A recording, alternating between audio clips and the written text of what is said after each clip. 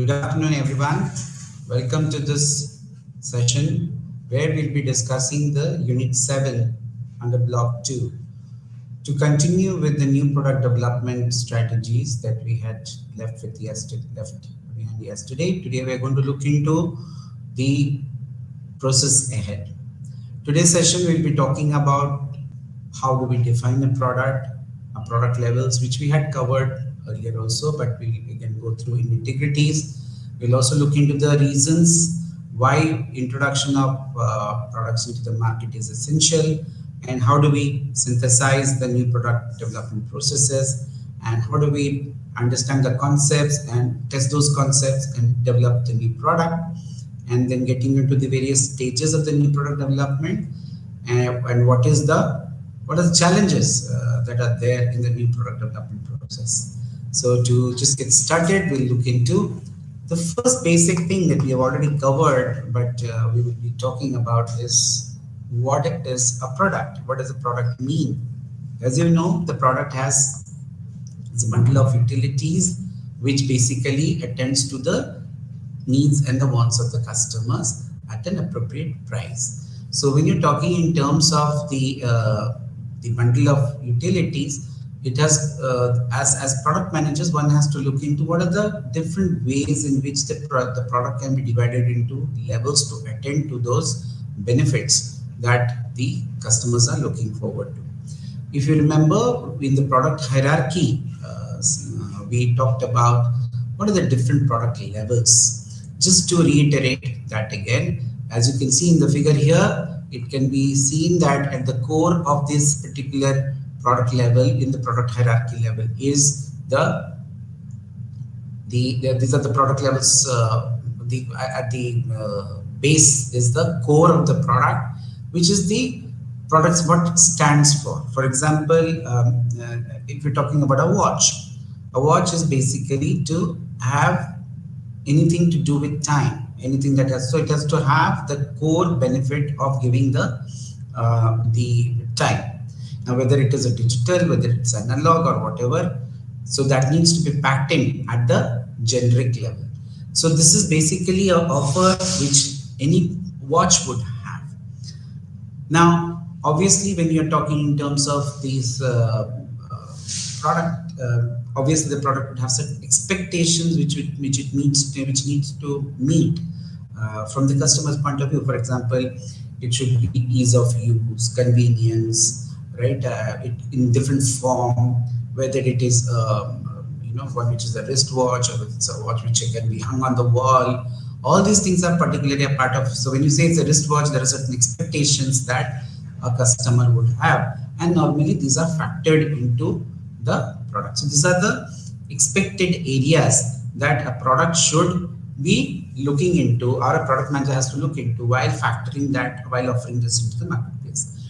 Till such time, the product does not necessarily able to differentiate from the rest of the other offerings in the marketplace. The next higher level in the product level that we talk about is the augmented parameter of the level of the product. So when you talk about the augmented part of the different, it gives you a very differentiated kind of a offering to the marketplace. So obviously, beyond expectation, if one wants to differentiate the product in terms of its offering, then obviously augmentation helps to differentiate that. For example, it could talk about aesthetics, it could talk about colors, it could talk about the pricing, price affordability, and other value-added parameters which can be added to a product so as to give more differentiation from the rest of the product. For example, in case of a watch, you can talk about the serviceability, or you're talking about the price points at which they give in terms of the looks, the designs, the kind of offerings that you have, which can augment the value perception in the minds of the customer and help them create better satisfaction among the customer groups.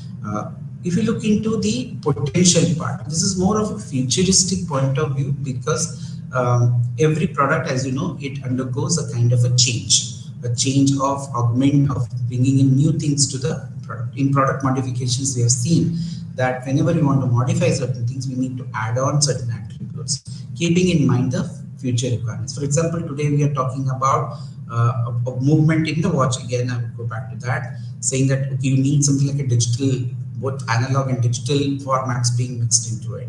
Not only a watch is a watch today, it can be integrated into the smartphone, and you can take calls over there. You can even see your heartbeat, and you can see your body temperature, the blood pressure, the sugar level.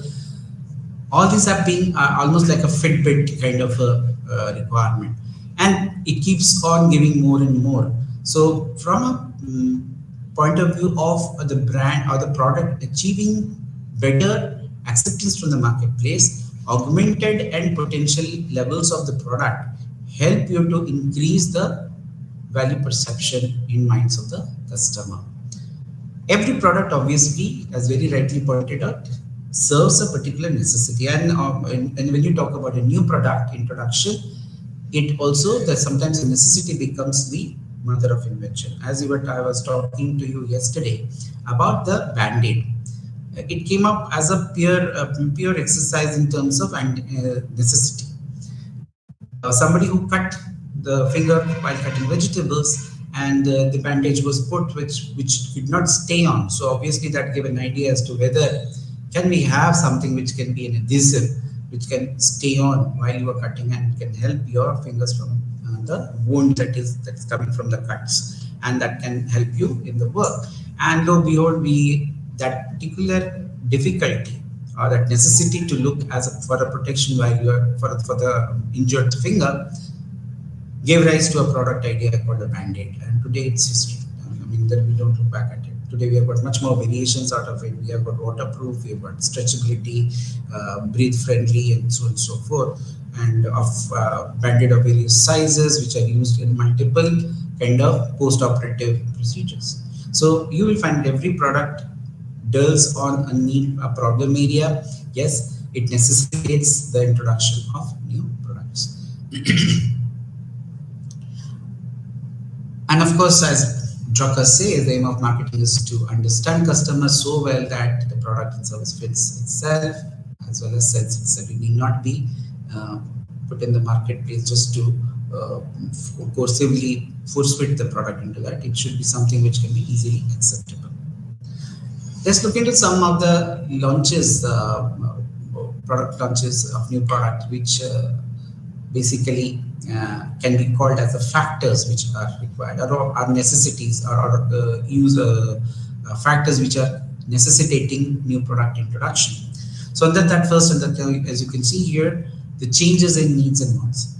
Markets are classic places where the needs keep changing. They are dynamic spaces, and the changes are a continuous process. So obviously, as marketers, it is a duty of the marketers to identify what changes are going to play in the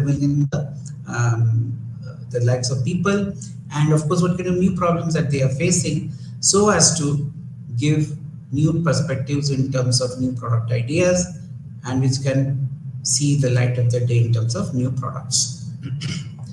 Going to the next point, which is competition. Obviously, competition is one of the, today's market is a highly competitive market, and today if you don't do it, somebody else will. It does not depend upon what has been a past history of yours, and if you do not get into this change, you're likely to miss the bus.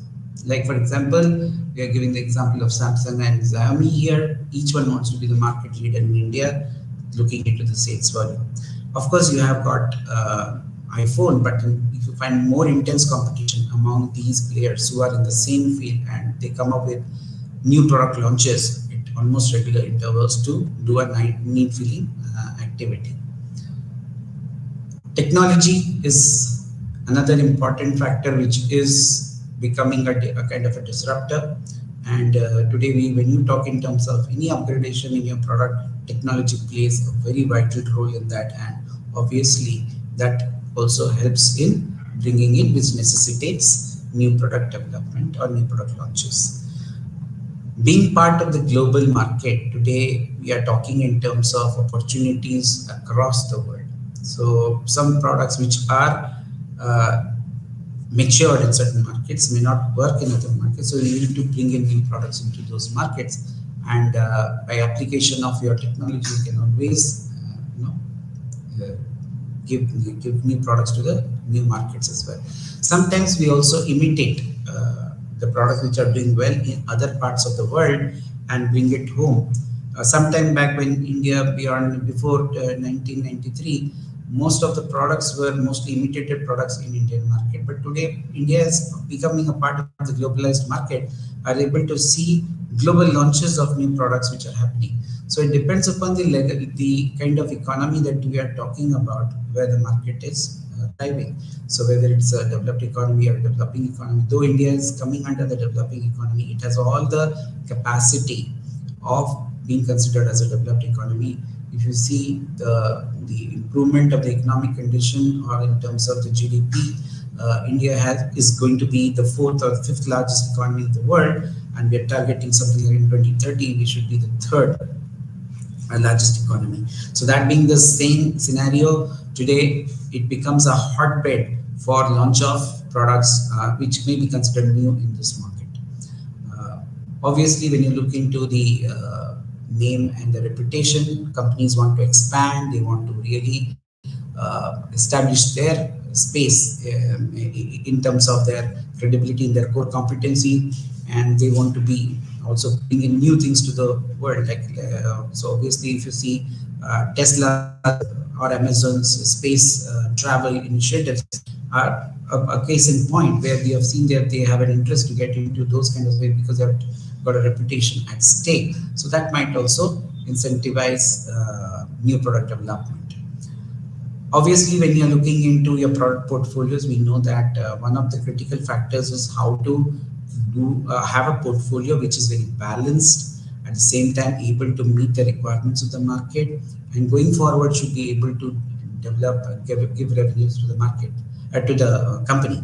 So when when you're referring to this future cash flows, new product development have a very futuristic view, and we've already discussed that in the past sessions, that how new product development has become a necessity today, and you never know, you can get competition from anywhere. So it helps you to, in the growth process, new product additions, whether in terms of your diversification of your portfolio or going for new product development properties to give new products to the existing markets. Everywhere you will find that it necessitates a new initiatives in terms of product development. Uh, Obviously, when you are talking about such high level interventions, which calls for a lot of resources, a lot of raw materials, a lot of investments, a lot of technology, manpower, this needs to be also strengthened. So obviously, registration of the trademarks are critical for your ideas. So product patents become very critical, that if you are finding out something new, how do you file for a patent and get a patent in your name.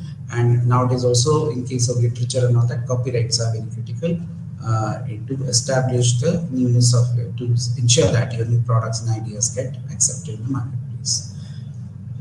Let's look at the next. We have already talked about this in the last class, that what does a new product development look into. So when you say new product, what does that mean? The first thing is it can be looked in from three parameters. Of course, when you're talking about new product, obviously it means a new product that you're going to launch. The other thing could be a modified product, an existing product where minor modifications can be done and you can come up with a new product. Or it could be like a product which is in one market, you are being introduced into a new market. So it depends upon the level of acceptance in the new market. So it can be considered as a new market. In the new market, it can be considered as a new product. So what are the steps involved? As we know,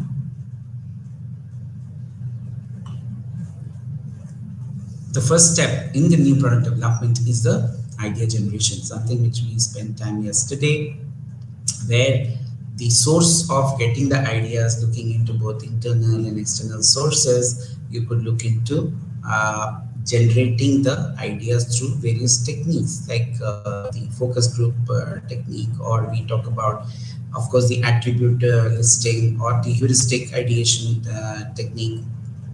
These are some of the techniques which we talked about, and we looked into having brainstorming focus group as techniques to whip up those product ideas. And of course, when we do that, we also not only look into interacting within the sources, we also look into analyzing the competitors' products. We also look into the customer feedbacks, because that is very, very crucial, because the kind of new product that you are going to bring out, is it really going to be effective, relevant to the customers?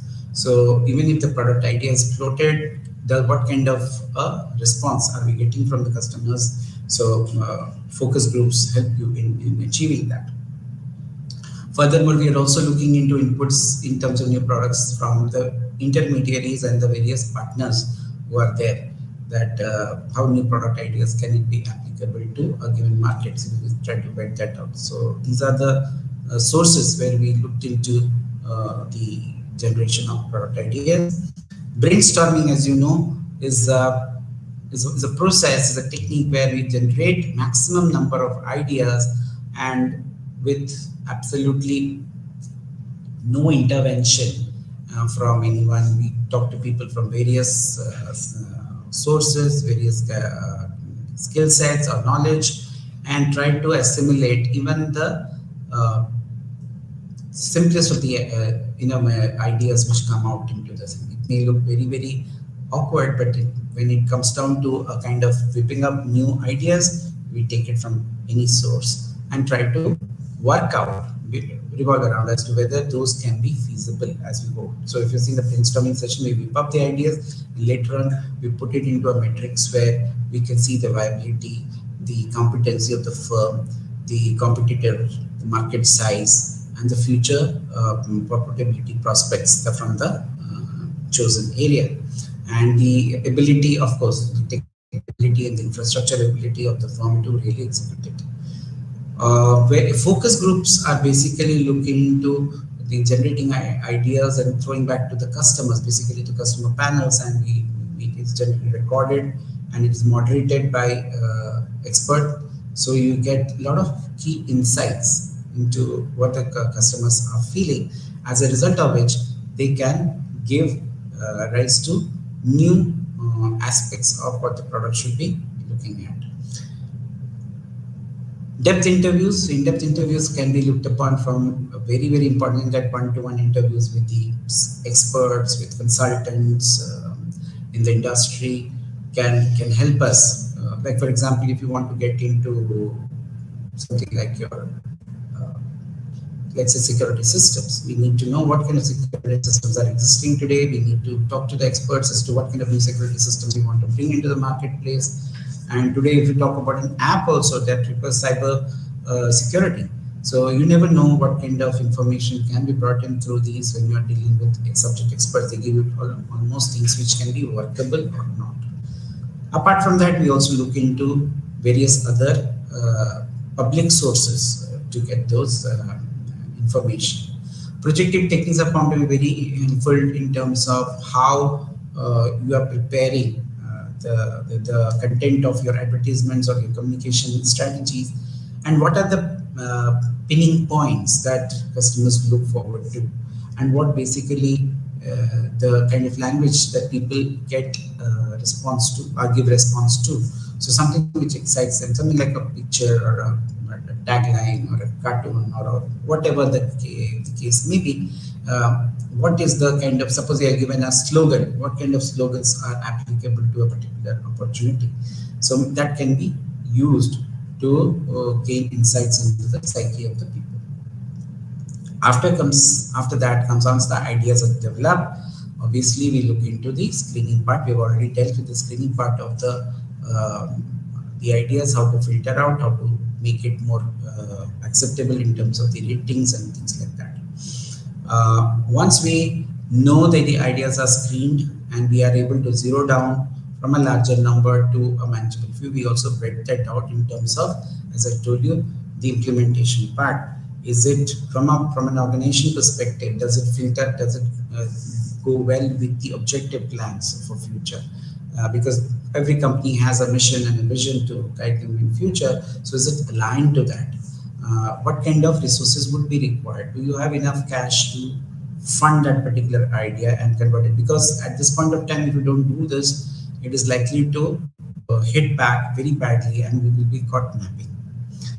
So next we move into the concept development and testing. Before I get into, the ideas have to be further converted into the tangible products and services. So before I get into any kind of a product offering, I need to know what kind of product should come out of that particular idea.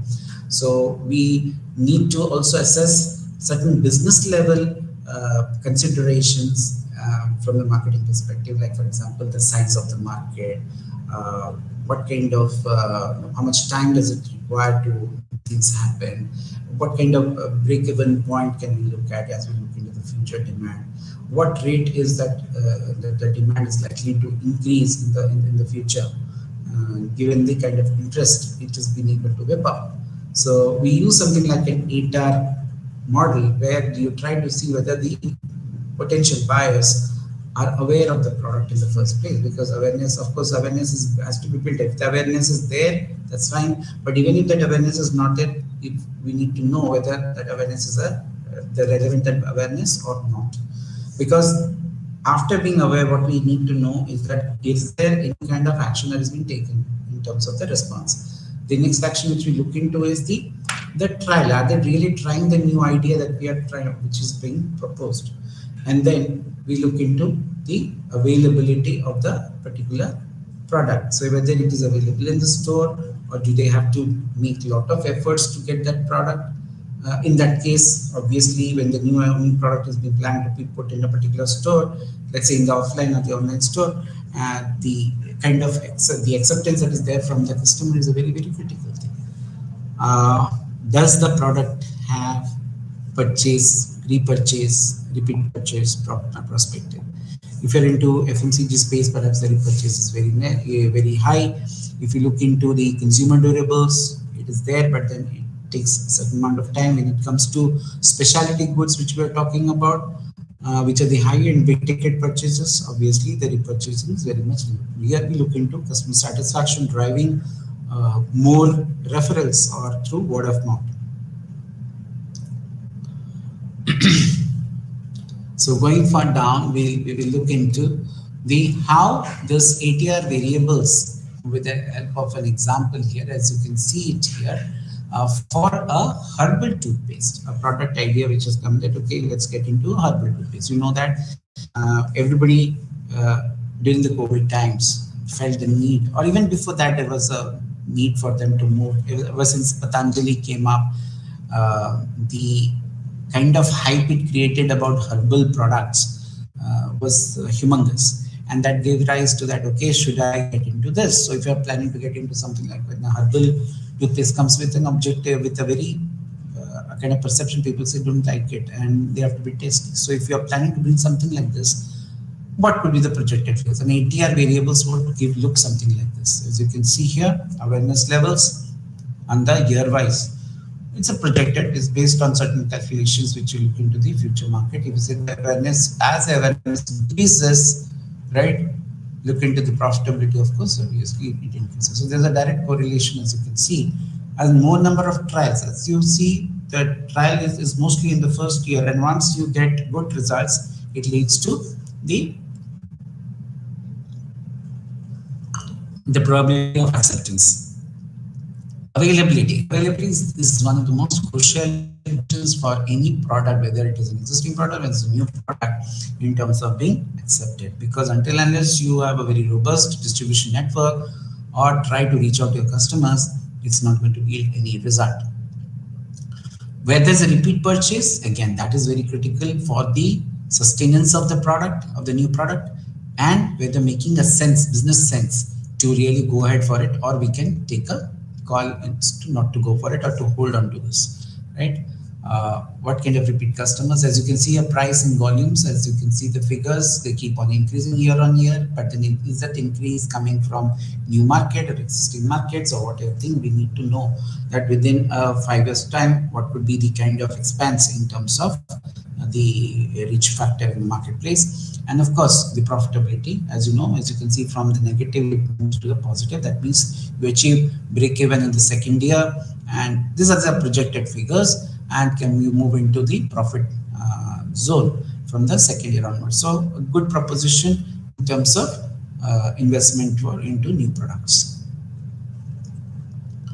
Based on this, you may think of coming up with an entrepreneur may think of going for this particular example, like a toothpaste. But having said that, it does not mean that the customers will still accept it. You need to further understand what kind of need patterns they are, or what kind of a relevancy does this have in the marketplace.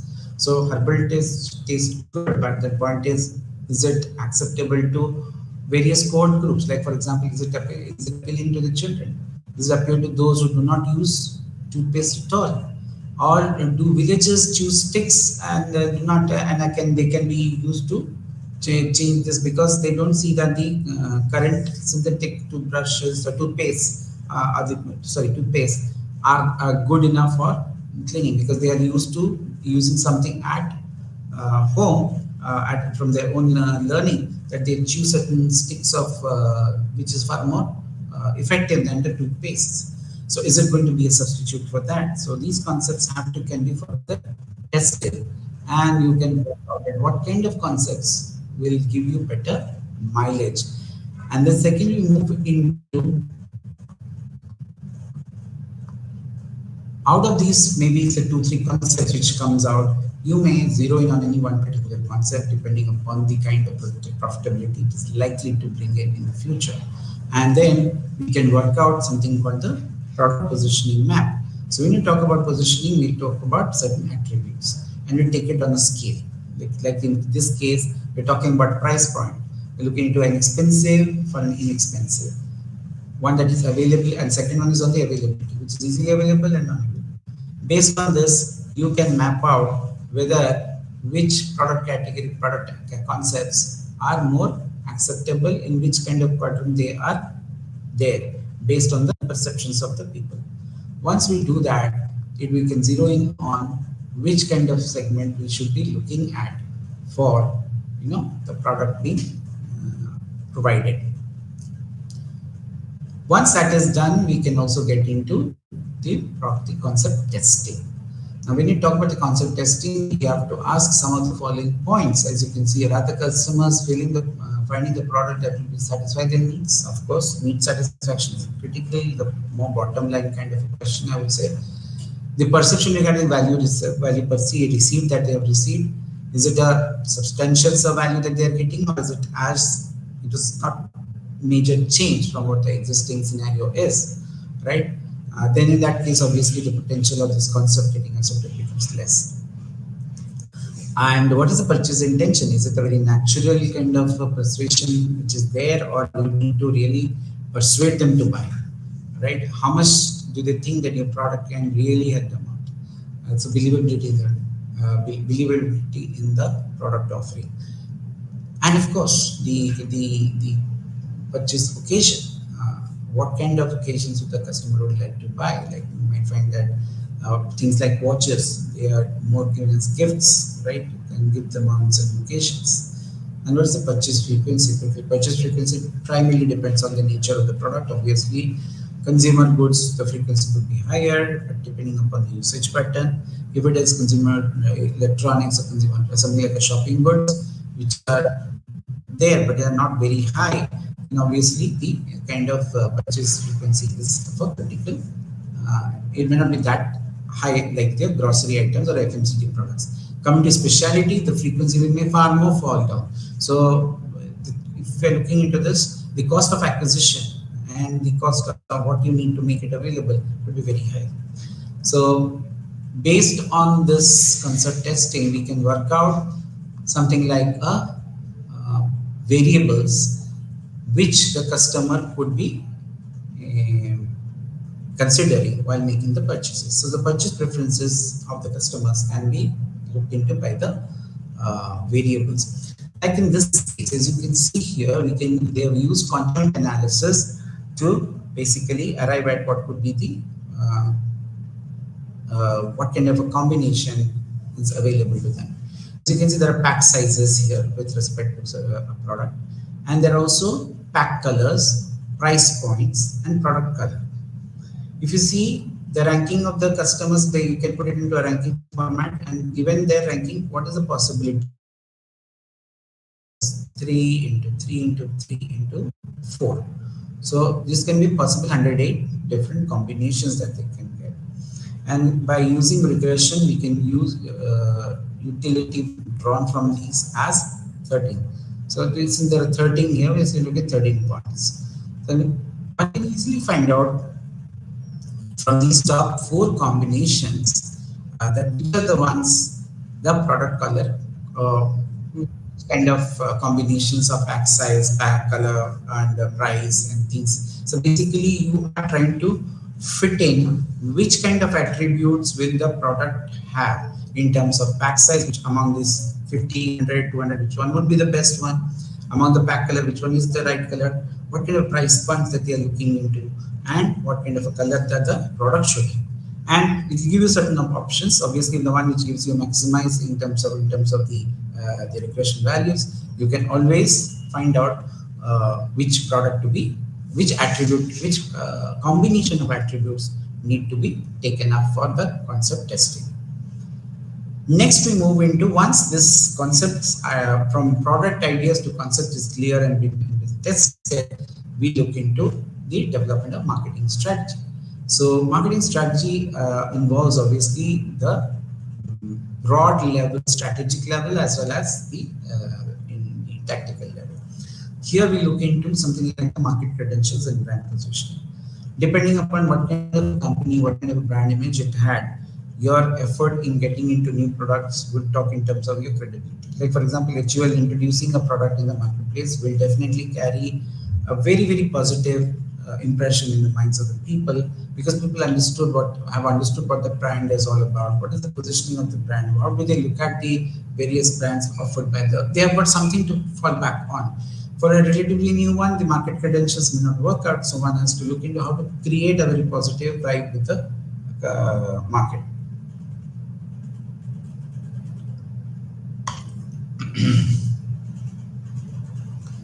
Next comes the financial distribution. Two important things in case of marketing strategy is obviously the kind of budgets that we have for the marketing of the new product, because as you know, finance department will be very keen on understanding that how is the money getting properly, optimally used, and what kind of tools and techniques are being used to ensure that the cash flow is happening, the revenues are being attained,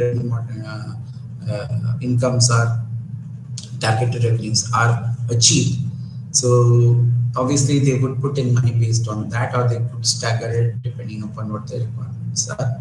And in the distribution side, they would also look into the cost factor. The cost is a very critical function out here.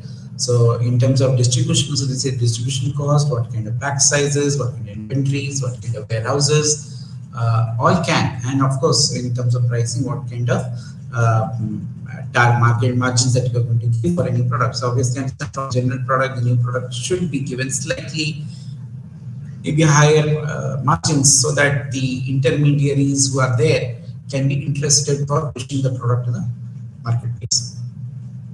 Next, we move into the most important part, which is the business analysis. So obviously, the marketing strategy is derived from the business analysis, and we look into the broader factors of what are the cost of going for a new product development, the cost, sales, and projections. You must have seen in the PLC when we talked about it, we gave a certain indication in terms of the characteristics of the PLC, that if the sales go up, right, what could be the cost, how it can come down, and now what are the profit projections going across different stages of the PLC. And obviously, we look into aspects like what are the number of target customers, what is the purchase frequency, what is the purchase quantity, right? And what kind of communication has to be made, and what kind of commissions are made, what's the cost to the company, because that's a very critical aspect of the business analysis. Next, we move into the most critical function of the product development, and here we will talk in terms of something called the QFD. I would like to take just narrate few things before we get into applying this QFD. This is a technique which is used for product development. So what they do is customers are asked certain questions. One is the what part of their preferences, and the other one is how, which is basically the transform those preferences into the technical specifications. Characteristic, and these are the things which the firm can control to a major extent. So the what and the when are listed out, and they are correlated. Like if there is a high degree of correlation, a double plus sign is given. If the two are correlated and moderately, a plus sign is given. If they are not correlated, zero is allocated.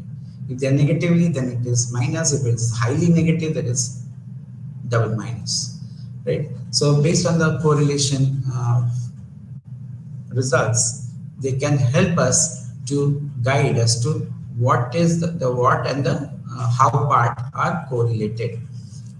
Then we get into the preferences in terms of the allocation that the people give in terms of whether the preferences could be in the high, low or moderate, which could be a 9, 3, 1, right? And those who don't have any correlation to may have the 0 may be allocated.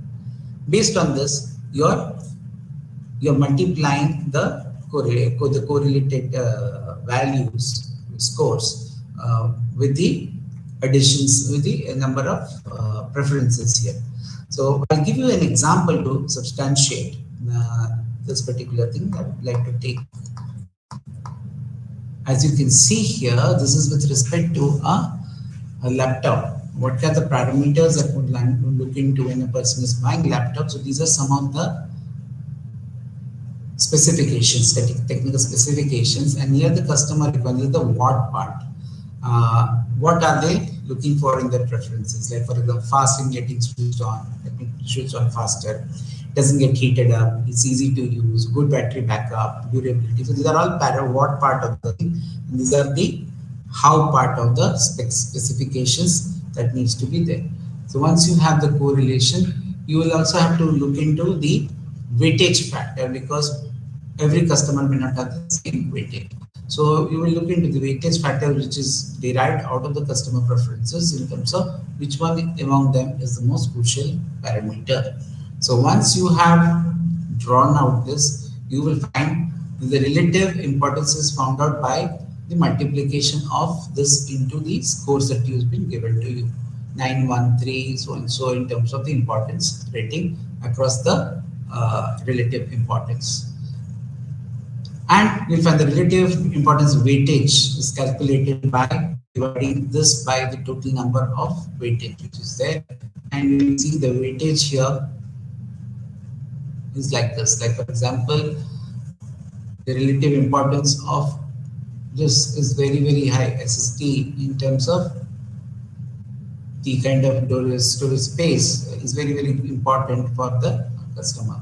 So based on the kind of the capability of the firm, you can the capability of the machine, you are looking at this to be a very critical function. The next which comes is that whether it switches on fast, and so also in terms of the RAM size. Others are important, but they're not in the same space. Then what is the material that is used? Based on this, you can find out which kind of combination has to be factored into your product, and they get into manufacturing that product into the put it into the product space and go for the testing.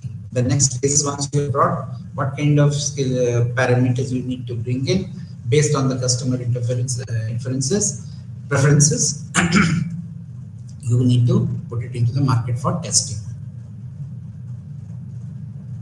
The entire calculation of this has been highlighted in the material which has been provided.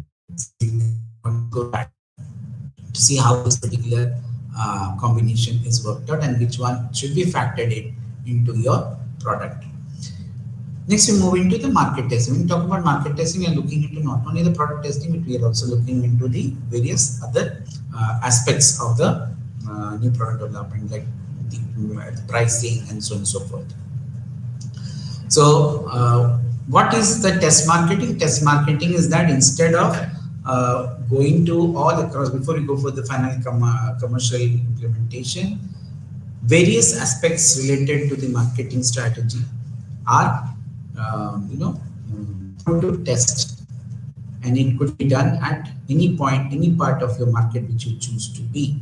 And once you are testing the product, surveys are there. Since it could be across different landscape, different geographical locations, across different kind of formats, and then the information is collected from them and they are analyzed for, and corrections are carried out before you go for the national launch. There are different other types of test marketing, which is simulated. In simulated, what happens? You try to each test marketing has a certain advantages and disadvantages. So let's understand that. Simulated are mostly where you try to simulate a similar situation like the test market. So you choose a test market, go there and provide this product, looking into like a normal campaign. They offer it, and then you see that what can be, whether it is faster than the so you can have an experimental group and also normal group. You can find out whether the test marketing is effective. So you're simulating a market, and this can be done in the laboratories to basically get inferences. Control test marketing, again, you can go to the actual market and see how the control settings, the responses from the marketplace.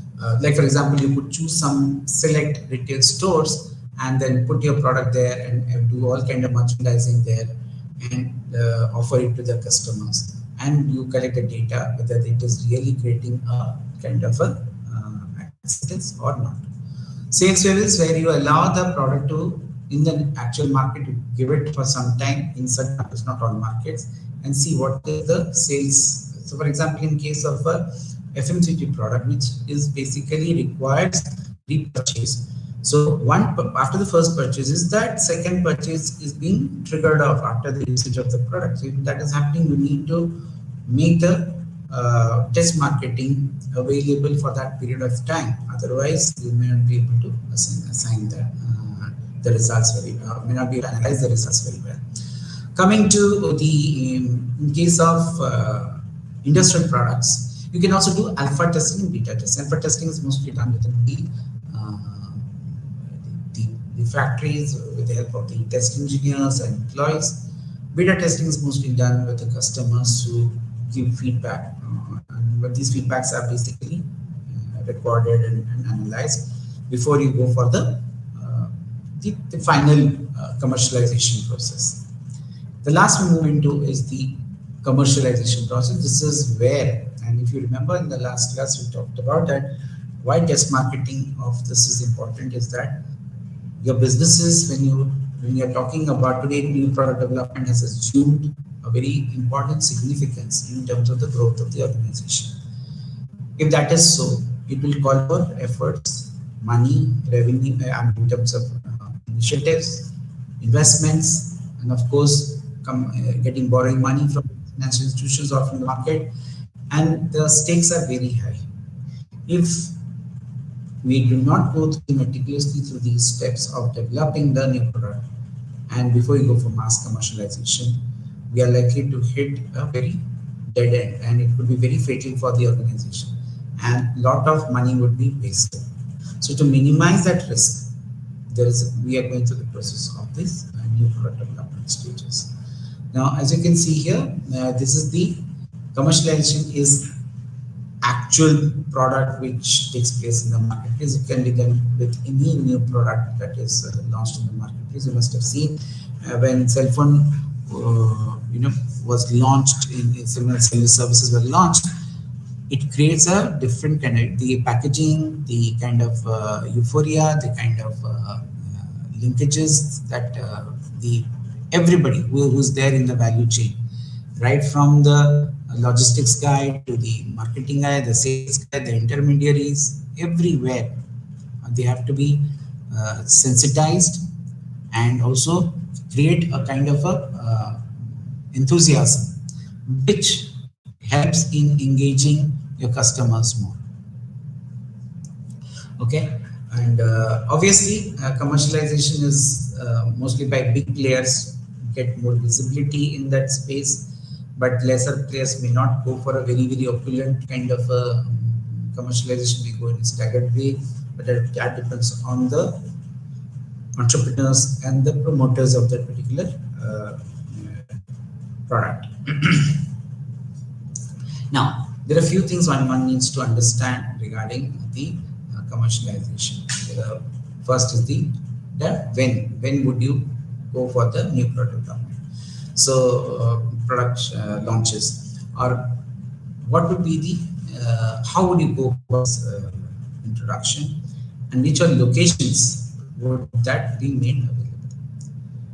To case in point, you will come across when KFC launched in India, they looked at certain markets to launch it in the marketplace. Like they looked into urban centers, they looked into the cultural aspects, where they could find that the culture of accepting the KFC logic.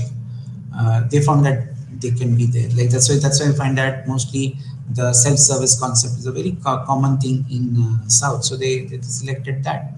So from the space point of view, they found that it will be more relevant in terms of the location is more valid.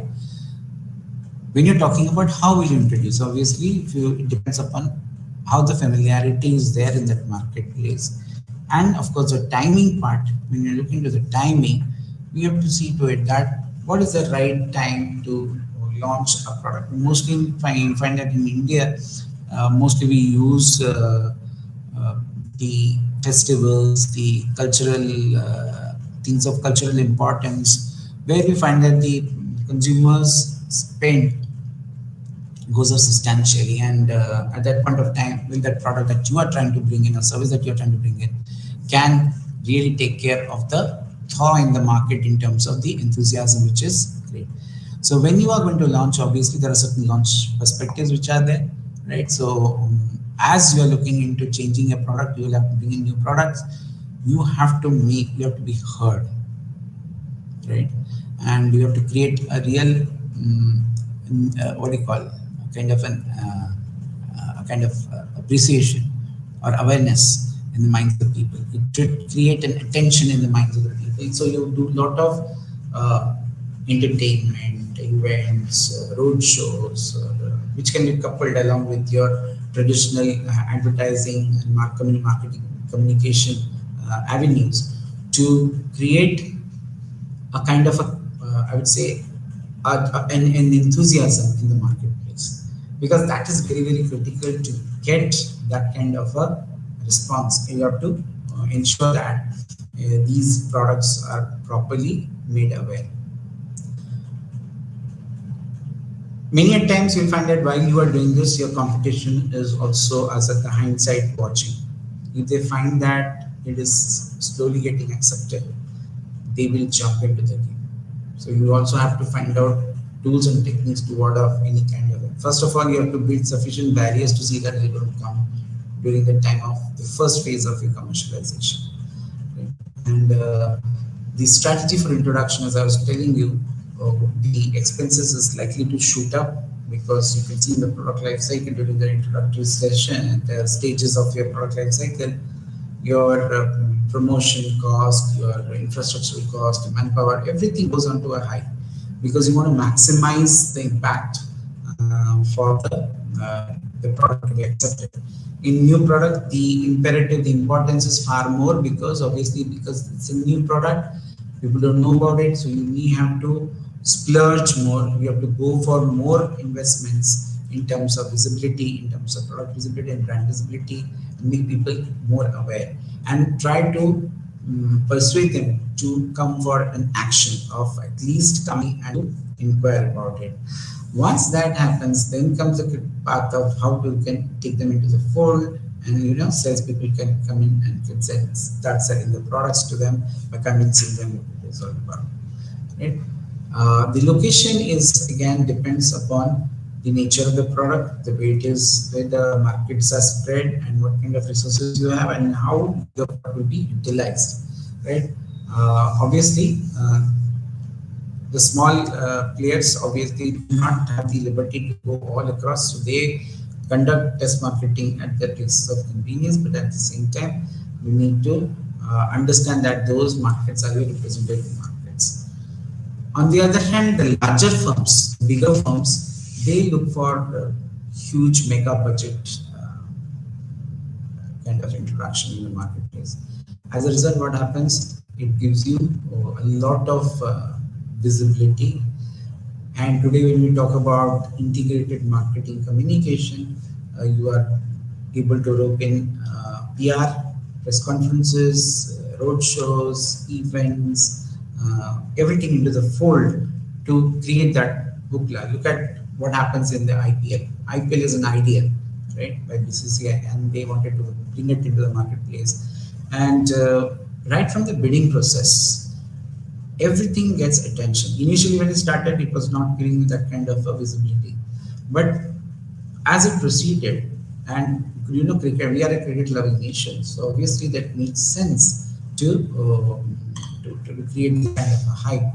And of course, since the Bollywood film fraternity, who are brands by themselves, they also started owning some of the clubs.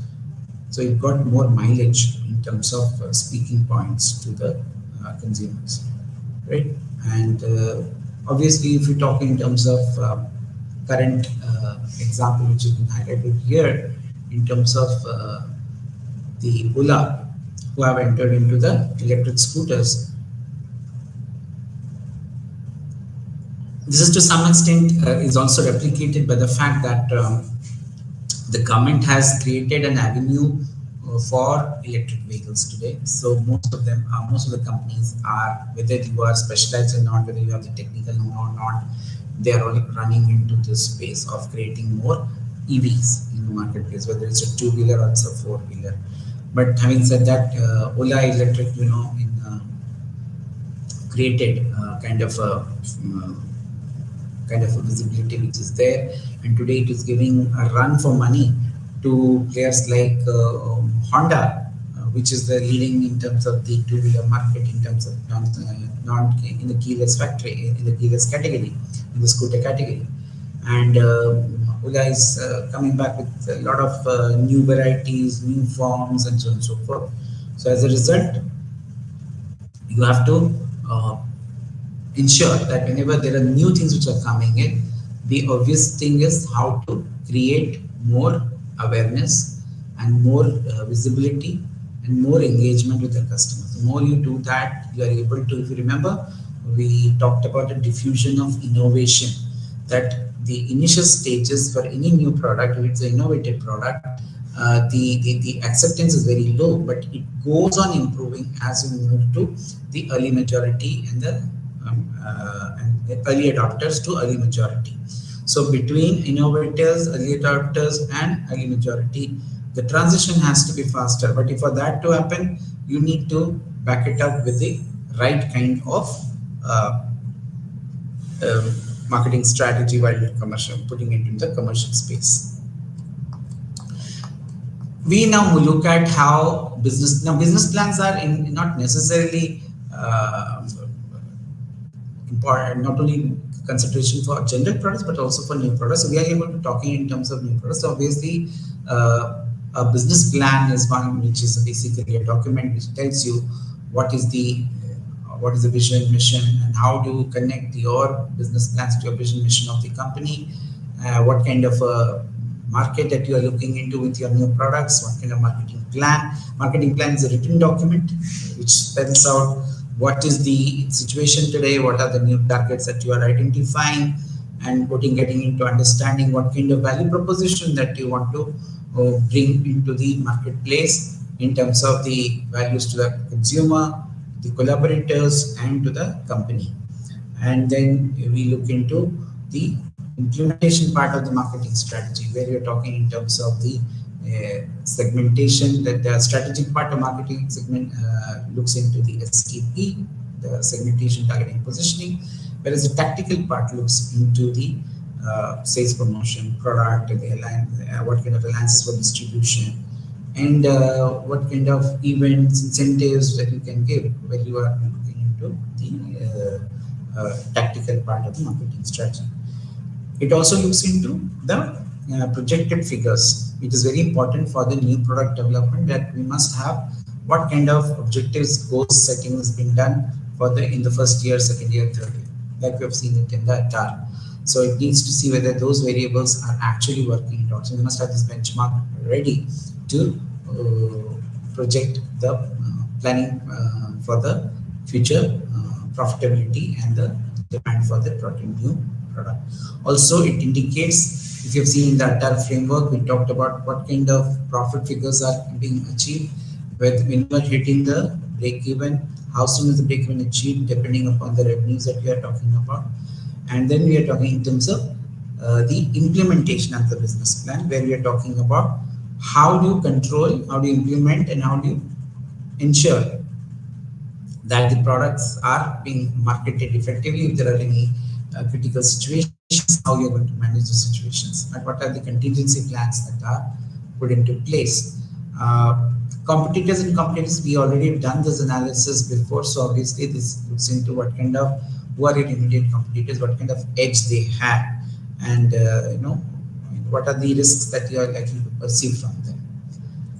Last but not the least, I would say, when we get into the HR initiative, the HR part of the business plan, where you're looking into how do we generate the revenues by using our manpower resources. So for the employees management, we have to see what kind of new people are joined, how they are being recruited, how are they being trained, and what are their compensation, are they attractive enough compared to our competitors, and then we look into the capital requirements of bringing the new product into the marketplace.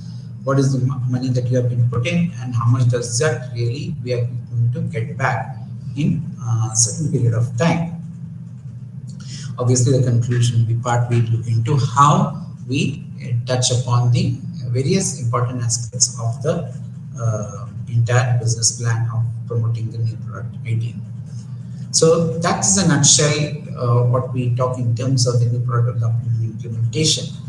Also control mechanisms, the control where there are checks and balances, we need to know where to. So effectively over a weekly, monthly, there have to be review programs, monitoring programs to see that things are not going beyond the stated objectives. And we look into, there are various aspects which we have covered in this unit today, where we looked into the first part of how what is a product and why do we need the products in the first place. Obviously, we know that from a business perspective, new products help in expanding our offering to the marketplace. Now, when you talk about newness, what kind of new could be completely new product ideas, or could be modifications, or it could be new markets where we are trying to enter. Then we looked into how to synthesize these entire process from the entire process of new process development, new product development, where you're talking in terms of ideas, collection of ideas, screening of those ideas, leading to product concepts. Those concepts, what kind of parameters we look into the to be factored into those concepts, the attributes that we want to give in with the kind of understanding or feedback from the consumers who are going to possibly going to buy. And then we're looking into the product development part of it. We are developing the product tangibly, and we are supporting it with a marketing strategy to launch it in the marketplace and see to it that it is, of course, before market strategy, we also, after the market strategy is developed, we look into testing it across different select cases. There are different testing mechanisms which are there. After the test marketing results are there, if that there are some areas that needs to be toned back, let's say the packaging has to be done, a promotion has to be carried out in a different format, we look into that and ultimately go for the commercialized entry into the marketplace. and ultimately how this fits into the business plan to make new products or new initiatives or new startups effective in the marketplace. With this, I would like to close today's session.